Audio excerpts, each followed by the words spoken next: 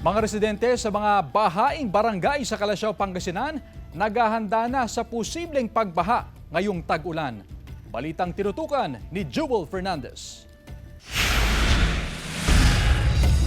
Isa ang sitio subdivision sa Barangay Lumbang sa mga low-lying area sa Calasiao, Pangasinan.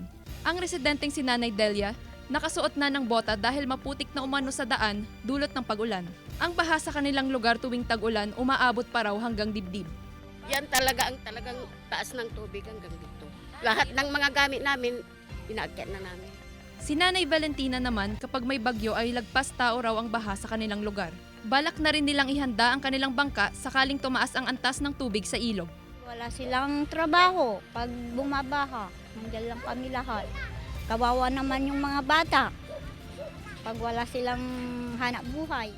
Bukod sa Barangay Lumbang, tinututukan din ng Calasiao MDRRMO ang ilan pang low-lying barangays. Yan ang mga barangay ng Talibao, Lasip, Mancop, Longos, Bunlag, Sungkoy, Banawang at San Vicente. Yung mga nabanggit kong barangays po, yung interior po nila, yung pinaka mababang area doon sa kanilang lugar, especially po doon sa situated along the major river system. Sa kasalukuyang monitoring, nasa below normal level pa ang Marusay River. Patuloy ang koordinasyon ng MDRRMO sa mga BDRRMC ngayong nagsimula na ang tag-ulan. So ugaliin po natin na ihanda ang ating kabahayan at ang ating pamilya para na din po sa kaligtasan nating lahat sa pagpasok ng tag-ulan. Kasama si Ron Taniedo, Jewel Fernandez, One North Central Luzon.